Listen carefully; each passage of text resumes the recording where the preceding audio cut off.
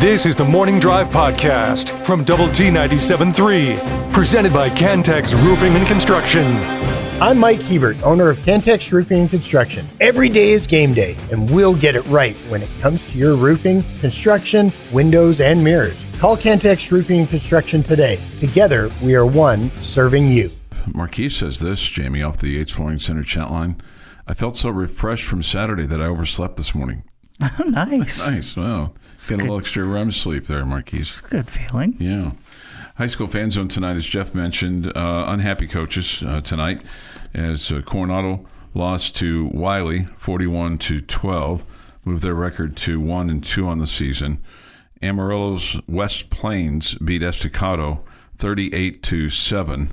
Turnovers and penalties, again, a problem for the Matadors. I'm sure that their coach, Eric Ward, he may make them walk around with a football in their hand all week.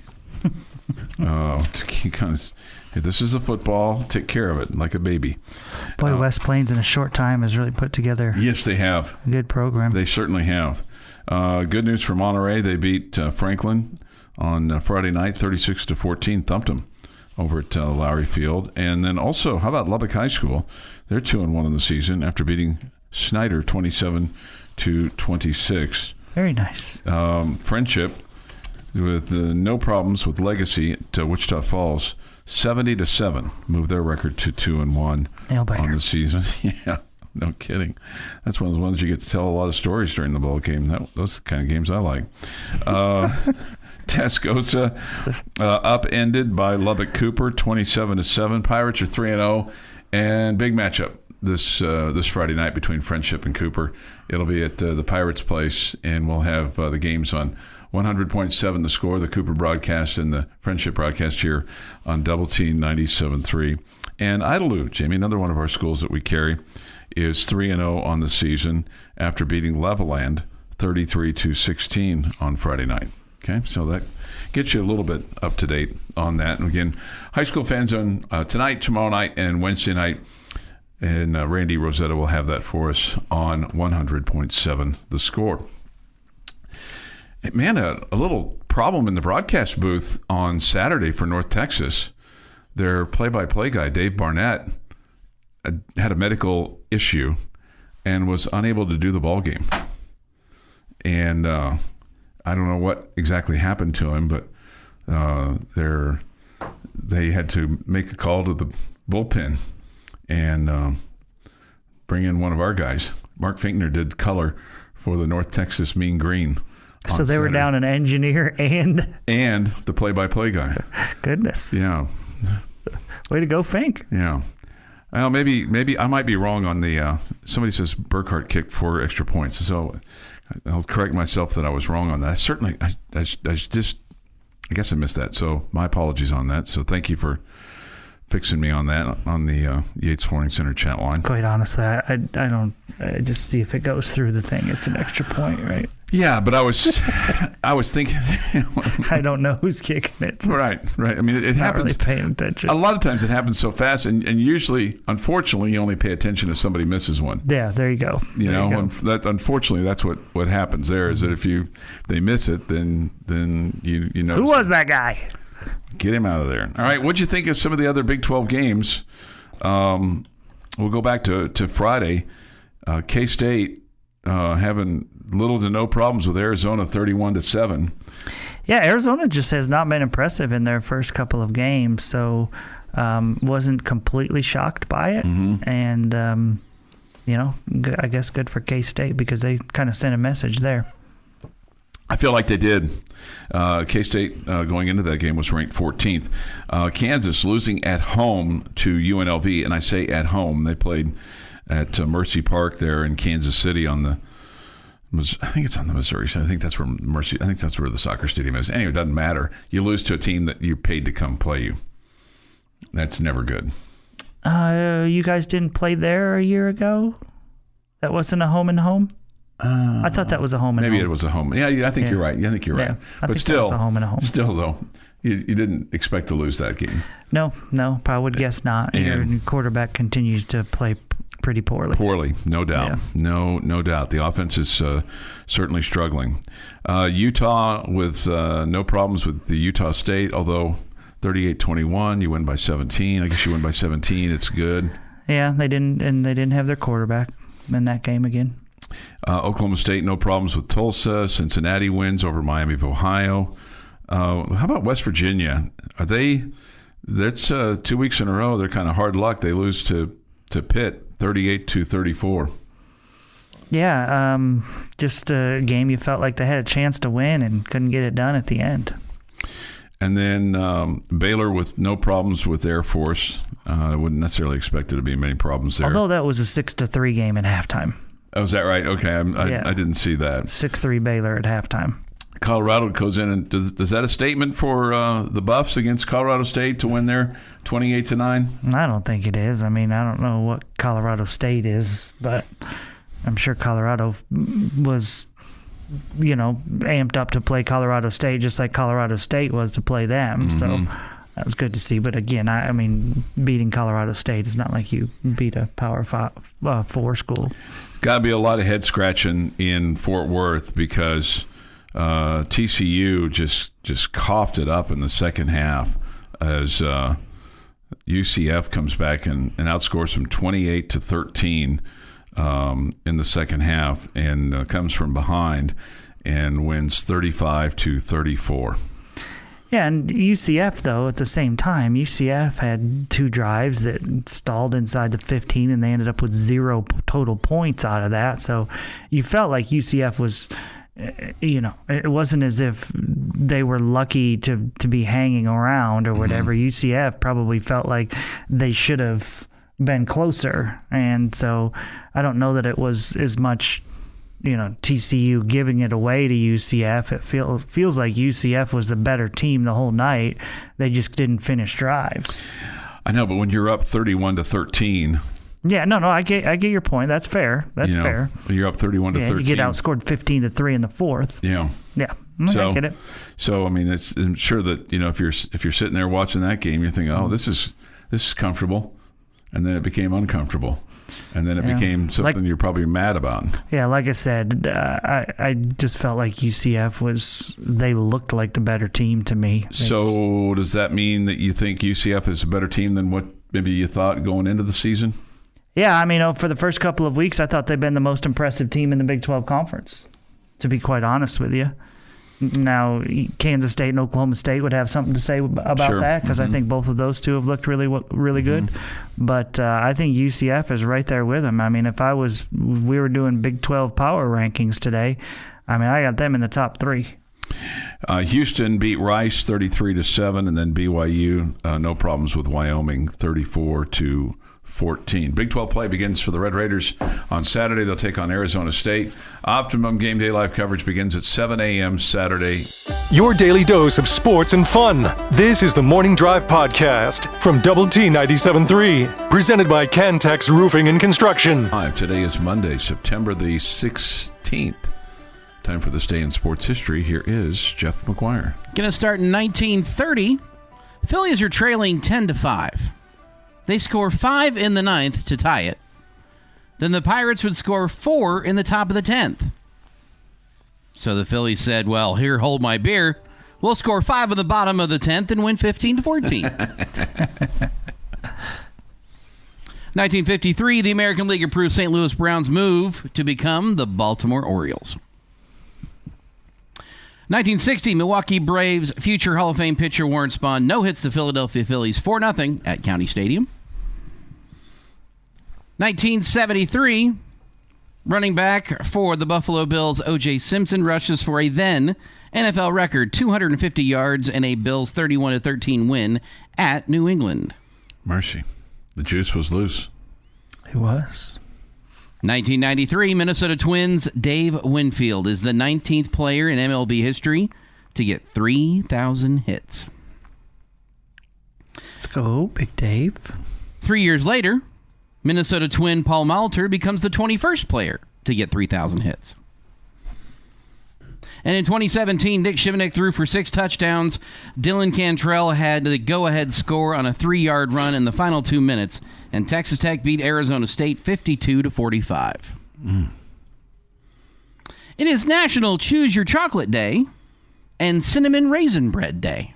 Oh, So good. I love the cinnamon raisin bread.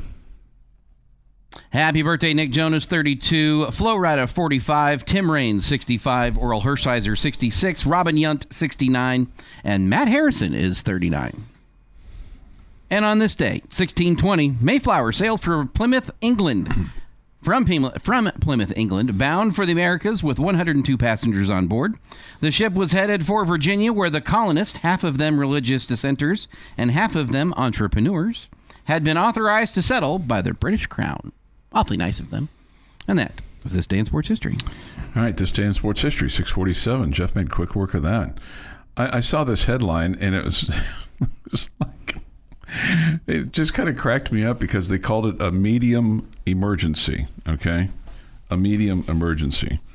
Do you want to know what the medium emergency was? Is a member of the chain gang between the Raiders and Ravens game yesterday had to receive CPR after collapsing during the first half. It's not good. I would call that like maximum emergency. If somebody's giving you CPR, that means that the tweet went out from this Calvin Coolidge project, whoever this guy is. Just in, there is a medium emergency on the Baltimore Ravens sideline. The Ravens medical staff is administering CPR to a member of the chain gang. I would call that a maximum emergency. Also, last night in the Oiler game with the Chicago Bears, the Texans game with the Chicago Bears, and the Texans won that game, by the way. A gentleman who was keeping track of the yard marker kind of tripped backwards. He fell backwards over the kind of little yard marker there that's up, and he was in front of it, and stepped back, and he lost his balance and hit his head, and they had to wheel him off. And he was an older gentleman, probably a guy that's been doing it for 50 years. It was just innocent. Nobody was around him. He just took a step back, and it just, as can happen from time to time, he just tripped over the yard marker and fell backwards, and he was holding the chain gang thing and had no way to kind of break his fall, and his head bounced off the turf. And I'm sure that he woke up with a nice headache this morning, but at least he was alert and responsive when he left the field of play. So that's good. Marquis says this, Monterey scores a little misleading. LOL, got touchy for a bit. LOL, then a late scoring run. Okay. Hey, but they won, right? Mm-hmm. They won. So that's good for them. If you have a thought on the Tech game that you want to weigh in on, you certainly can. Hit us up on the Yates Flooring Center chat line. Go to WT973.com for that, or the mobile app. The Visual Edge IT hotline is open too at 806-771-0973. I saw this morning, and I thought, well, this is pretty interesting. I didn't realize that this had never happened before. The ballpark in San Francisco, they keep changing the name of it, opened in 2000, and there have been 167 home runs by left-handers into McCovey Cove. Mm-hmm. Yesterday, for the first time, there was a right-handed batter that homered into McCovey Cove as part of what took place yesterday there between the San Diego Padres and the San Francisco Giants. Helot Ramos became the first right-handed batter to homer into McCovey Cove with a 4-3 win for the Fathers over the San Francisco Giants. It's a pretty good poke. It is pretty good. Way. Yes. That's exactly right. He said after the game he was aware that no right-handed hitter had a splash hit, and he wanted to be the first. That's cool. So I don't know if he's trying to go oppo on it, but he's probably trying to just get bat on the ball, right? More than anything else. Let's see. Did it well. This from the Yates Flooring Center chat line. Cowboy loss yesterday reminded me of a loss to the Vikings 54-13 on October 18th, 1970. Bad day for the defense and Craig Morton. Hopefully this team will rebound like the 1970 Cowboys. Yeah, because that team went on to win Super Bowl, I believe, 71. No, they didn't win the 71 Super Bowl. 60. No, they played in that Super Bowl, but they lost. I think that would have been Super Bowl 5. That would be the game that they lost. CPR affects one person, a nuclear bomb affects everyone. I'd call that a maximum emergency. Hey, if it's happening to you... That's a fair point. Sure. It's a maximum emergency, right? Nuclear bomb, sure. It's going to affect all of us. It's an emergency. I would think that CPR would be in the major category at a minimum. Yes, I would agree with you on that. 6:52 this morning here on the Morning Drive. We had I think this was a first yesterday or Saturday at the ball game. They do the Kick for Vegas thing. Mm-hmm. And I think this was the first time a female made the kick and won the trip for Vegas. I would not be able to fact check you on that, so I'm going to go with it. I feel like we've had a female make it before, though, but maybe I'm wrong. Maybe if there's one, then this was the second.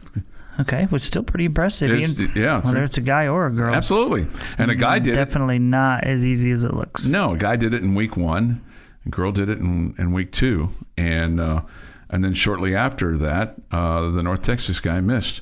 So maybe they should sign her up to be their field goal kicker. It may be. A little kick for rent there. Redo. 6:53 this morning on the Morning Drive. A lot of people are going to think, well, maybe Washington State's better than what we thought because them beating Washington in the Apple Cup. That can't be good for that new Washington coach. Boy, they must those folks must have been super excited to win that one. I can't imagine how happy they are in Pullman after that. No doubt. Yeah, no doubt. Especially the way they won it at the end there, the defensive stand. Yeah, pretty impressive. Pretty fun. They're thinking about retiring that Apple Cup trophy, and then next year just have a Big Ten, Pac-12 trophy as opposed to the Apple Cup trophy. Maybe come up with something a little bit different because of what transpired and how that went. And Washington State lost their athletic director to Washington as well. So it's probably sweet for a lot of people for Washington State to win that game. All right, it's just before 7 this morning on the Morning Drive. We'll get a couple thoughts from Joey McGuire as his team victorious on Saturday over North Texas, 66-21. They take on Arizona State on Saturday. It's a 2:30 kick. Our Optimum Game Day Live coverage Saturday morning begins 7 a.m. The Morning Drive podcast from Double T 97.3 is presented by Cantex Roofing and Construction. Cowboy Hour at 6 tonight, and Eagles and Falcons tonight at 7 as week 2 of the NFL season comes to a close. Crazy that the Baltimore Ravens are 0-2 to start the year. Yeah, it is crazy. They blew a fourth quarter lead again, and under John Harbaugh's direction, that's the 9th time they've done that since 1991. That's the most in the NFL. So that's no bueno.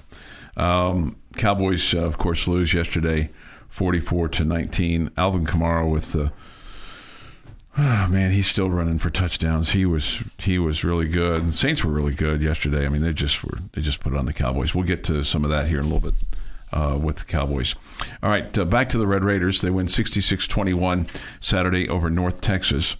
And they were really good on third down on Saturday, 7 of 14. Really good in the red zone. They were 6 for 6 scoring, had 5 touchdowns. Excellent in points off turnovers with 21. Here's Coach Joey McGuire, because he talked about making the first downs and what they did on first and second down, helping third down. Well, early it was Taj Brooks, in the offensive line. I thought that we were able to run the football and establish the run. The things that we were coming into the game with were, hey, if it's 2nd and 2 or 2nd and 3, there's a lot of people that take shots on those plays. Belichick's philosophy is get the first down on 2nd down, and I don't know. I have to go back and watch the game if any of that happened. We were effective on 3rd down. We were really effective on 3rd down last week. Where we weren't effective last week, we were on 4th down, 1 of 5, and 1 of 3 in the critical situations. I thought we had a good handle on what we were going to do. Don't want to go totally into it because we didn't have to go totally into it with the kind of philosophy, but I think we did have a good plan of, hey, we're going to go for it here. We're going to be more aggressive here. We're going to try to get the first down here, just to where we were on the field versus some of the stuff that we had done in the past. Part of the translation there is they didn't have to show all their cards. Right. And they only went for it on 4th down one time, and they were 1 for 1. Didn't have to get to that point where they had to go for it, and they could play a little field position, or it wasn't the right time to go for it either, or they just didn't need to. Didn't need to. Yeah. Just didn't need to. Meanwhile, North Texas was 4 of 14 on 3rd down, and they were 2 of 3 on 4th down. Now, one other thing, and this was really big, the 3 turnovers, and Coach McGuire talked about the defense getting turnovers. Yeah, it's big, man. You don't think about these things because you always got to go next man up. But, we come into the season, and Joseph Adedera's probably played as much football as anybody on our defense. And, he was out. So we lose him. And then Harvey Dyson starts the first game, and he's been dealing with a foot issue. We thought we were going to get him back today. I'm really hoping that we get him back next week, so that takes some pressure off because, you're out there and Isaac Smith has played a lot of football, but he hadn't played football in a year. Now he's game 3. He's really starting to pick it up, but his backup's Ansel. I mean, he's a redshirt freshman. He's getting his feet wet. So I think the defense is going to continue to grow. I think it's our responsibility, coaching-wise, to put them in good situations and just continuing to own the things we do well. I do think that we've got a defense that can really create some turnovers. And they were able to on Saturday and get one that went back for a pick 6 with Braylon Luxman, getting another couple of interceptions as well. So, anytime you can get some turnovers and limit yours, you had the 1 interception, but it came at a point in time where essentially the game was over. Right, absolutely. So and with backups in. Yeah, so that puts you in a really, really good spot. So all in all, a good day. And good to see guys like Bryce Ramirez. He had 5 tackles, 4 solo, plus the interception. John Curry had 5, 3 solos. And then the other thing, and we talked about this a little bit, just the 1 sack, but you had 5 tackles for losses. Mm-hmm. And I do think you made Chandler Morris uncomfortable back there. Absolutely. No question. Mm-hmm. And it wasn't just we talked about earlier, just 1 sack, but it felt like you pressured him to get rid of the ball earlier. It felt like you were making things difficult on their run game with guys in the backfield as well. Yeah, so now you get ready for Arizona State, and Coach McGuire will talk about them today, and a team that they may be, they were picked to be last in the Big 12. Maybe they're better. Maybe they're better. They look a lot better. Yeah, maybe they're better than I don't know if they're the West Virginia. I think they look like the surprise of the conference so far. Mm-hmm. Yeah, I was surprised in how they played against Texas State. Go there and win, and it was a rowdy environment. And I realize it's Texas State, but they've got people on scholarship too. They're allowed to play well. They're allowed to give a team a stand, and I'm sure that they have heard, I'm sure that they've read the papers or seen the internet, that hey, they picked us last, got a little chip on their shoulder, all those kinds of things. Sure. So it's not going to be a cakewalk, but I think more than anything else, so much was made about 5 of your first 7 being at home and this 3-game stretch and all those things. Well, you're in the middle of it now, and this is kind of where you see, okay, is this team as good as we thought it was going to be? Is it can you get better? Yeah, you have to take advantage of this 3-game stretch because you've not proven that you are anywhere near the same team on the road. And so you better win these home games. Yeah, because the road games are going to be extremely challenging with having to go to Arizona and having to go to TCU and obviously Oklahoma State and what else you've got. And so and then the remaining home games that you have. So it's the quote patsies are over, and they weren't quite so patsy-ish, losing to one and damn near losing to the other one. And then, of course, you blow out North Texas. So that was good to see. Well, anybody that thought Washington State was a patsy, that's on you. Yeah, that's they weren't a patsy, but not by any stretch of the imagination. They were probably better than Wyoming was a year ago, but they beat you worse than Wyoming did a year ago, so that means that they're probably just a little bit better. One thing that was, it's kind of crazy that you hadn't played North Texas in so long, going back to 2001, and this record remains. We talked about it a little bit on Optimum Game Day Live on Saturday, but going into the game, the guy that held the record for the most completions, and Baron Morton didn't come anywhere near close to that, was Cliff Kingsbury. Cliff, in a game in 2001, went 44 of 52. Okay? Oh, wow, that's impressive. You want to know how many yards passing he had? How many? 238. He completed 44 passes for 238 yards. Yeah.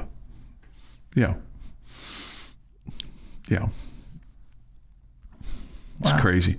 Ricky Williams caught a lot of balls in the backfield. Didn't go very far. Jeez. I know. That's almost hard to believe. Only 2 300-yard games against North Texas, and Barron didn't get above 300 because he only played in the first half. He had 273. The 2 300-yard games against North Texas, one by Zebby Lethridge and one by Billy Joe Tolliver. Okay. So Zebby would have been if you'd have said, hey, in the history of ever, there's been 2. Billy Joe was, he's likely because he could throw the ball, and they threw the ball some then. And Zebby would have been one that would have been a little unlikely to have had a 300-yard game against North Texas. But that's the way it was. At least the Red Raiders all totaled had 354 yards in passing in the ball game and 4 touchdowns. The Morning Drive podcast from Double T 97.3 is presented by Cantex Roofing and Construction. Jamie's question of the day on Double T 97.3 is brought to you by Connecticut of West Texas. All right, guys, I'm going back to the low-hanging fruit. Okay. Overreaction Monday. We've overreacted negatively. Mm-hmm. Maybe already this season. Yeah. Will we overreact positively? Sure. So my question for you guys today is, after 3 games, the Red Raiders are 2-1. Mm-hmm. What will their final record be in the regular season? Okay, so after the near loss to Abilene Christian, I was at 7-5. Jamie was at 6-6. Jeff was at 8-4. So now, after the dominant win, I'm gonna move my record to 8-4. I'm gonna go up a game. You're gonna get one on the road that you didn't necessarily. Which one? I think I'm gonna put you back in the win column for TCU. Okay. Jeff was at 8-4 last time. Jeff was at 8-4 last time. Still an 8-4 now. And I'm looking at Iowa State or TCU. One of those two is going to be your road win. Okay. I am going to overreact up to 7-5. 7-5. Okay. So I'm going to go back up a game, and I got you winning 7 home games and losing 5 road games. You have not shown any ability really to be good on the road. Right. No, that's fair. Especially your offense. That's fair. I mean, it looks like winning at Oklahoma State's going to be hard just because they're putting up a ton of points. Arizona might become it'll be interesting to see how they do this week. Yep. Just how do they react to their beat down, to their loss? Yeah, and they have a bye week this week, and then they play at Utah on the 28th. and then Texas Tech on the 5th. So they are they get a bye this week. So does UCF. They get a bye this week. Iowa State had a bye this past week, and they're next up against Arkansas State, and then they don't play their first Big 12 game until Houston on September the 28th, and they play on the road there at Houston. For the Red Raiders, Tech's first bye week is October the 12th, and the next one will be November the 16th. So maybe, boy, if you'd almost rather have that bye week after Cincinnati, maybe going into Arizona as opposed to coming off of the Arizona game going into Baylor, but you don't get to pick your bye weeks. No, you don't. I'm good either way.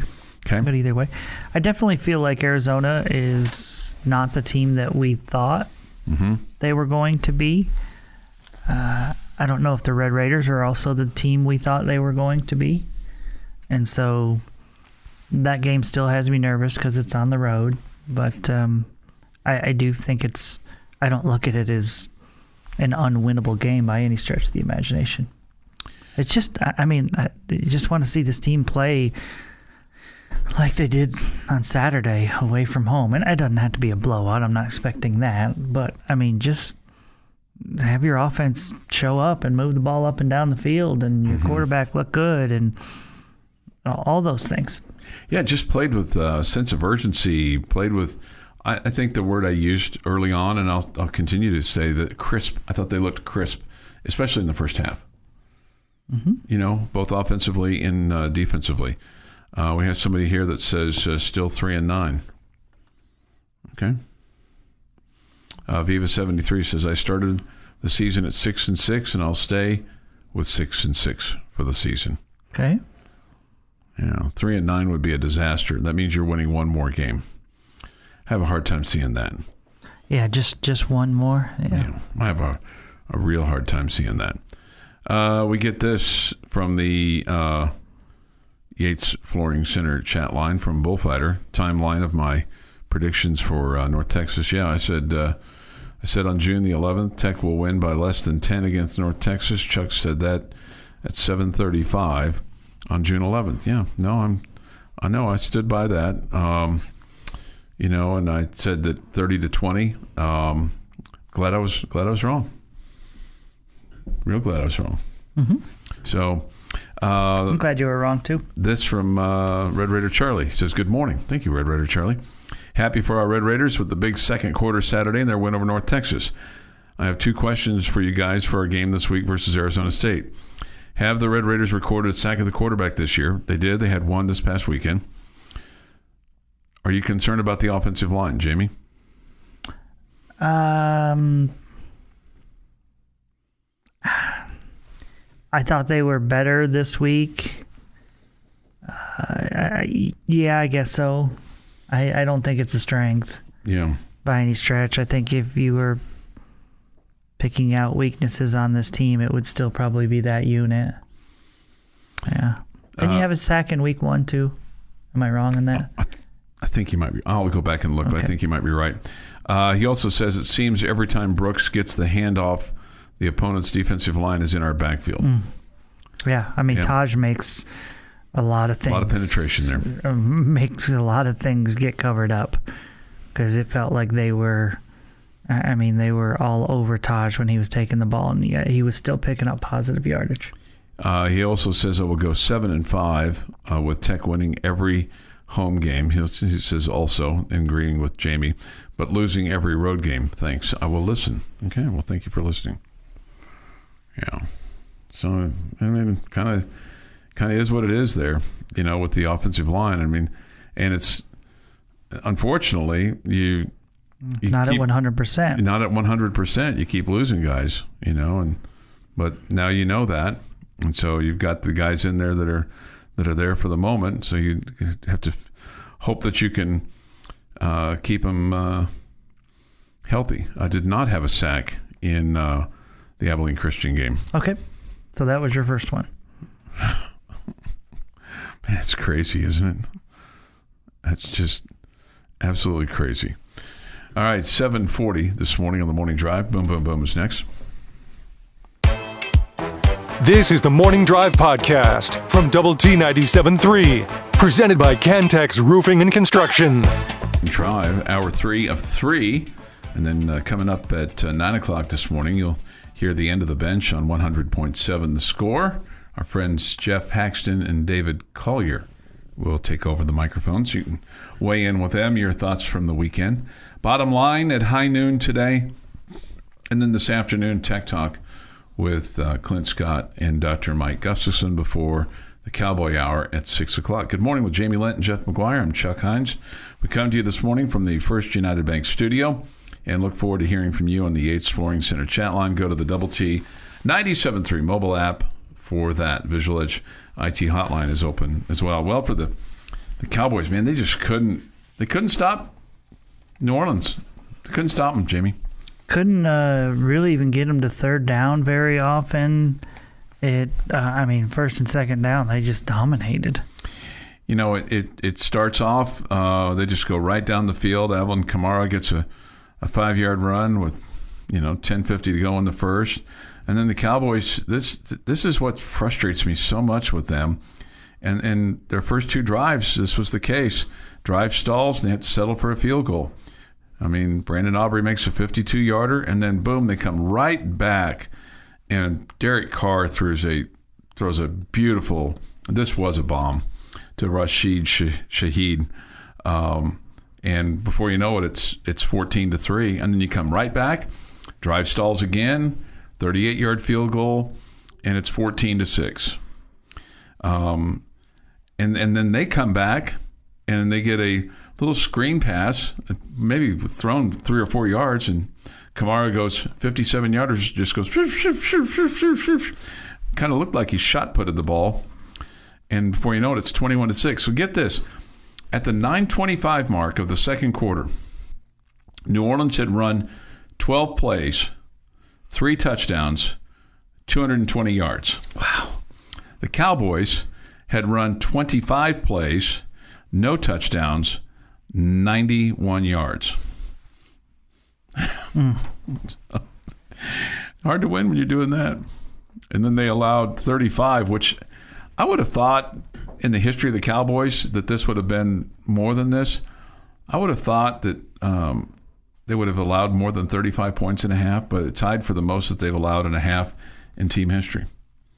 So here you have the Red Raiders here that tied for the most that they'd scored in a half, and the Cowboys on Sunday tied for the most that they'd given up in a half.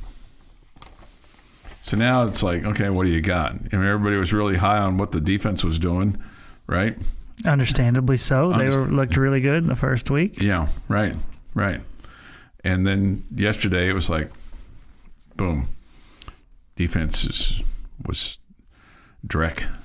They contained Micah Parsons, double teamed him. He was ineffective in the ball game. And, Dak throws 2 interceptions. The first one's on the receiver. Jalen Brooks falls down. Dak's throwing it to a spot. You got to keep your feet. You got to keep your feet. I think that was a choice. I don't think he said, I think I'm going to stumble here. No, I know. Yeah. I know. But you totally see where he hung Dak out to dry there. Yes, he did. Yeah. And then I thought it was really crazy. This is the game's over at this point in time. At least I thought it was over. You're down 41-19. It's 4th and 9 from your own 13, and the Cowboys go for it, and they didn't get it. But then the defense stiffened. Finally, the defense stiffened, and they hold New Orleans to a field goal to make the final score 44-19. There was a Dallas drive after that, and then New Orleans as well. But yeah, it was game over. So now the Cowboys are 1-1 on the season, and they'll take on Baltimore on Sunday. And don't you know that Baltimore is going to be really salty and really hungry on Sunday? You would think they would be. I mean, they lost yesterday. They were ahead and then came back to lose it there in the fourth quarter, losing to the Ravens. Double-digit lead in the fourth, right? Yeah, I'll check that. They lost to the Raiders, 26-23. So they were up 9-6. They were up 16 to They're up 16-13 going into the fourth quarter, and the Raiders outscored them 13-7 in the fourth to win at 26-23. Yeah, I think they scored the first last touchdown, and they were up 10 in the fourth. Yeah, you're right. You're right. 23-13, they were up, and then the Raiders get a field goal, touchdown. Okay, and Gardner Minshew outplays Lamar Jackson. 30 of 38, 276, 1 TD.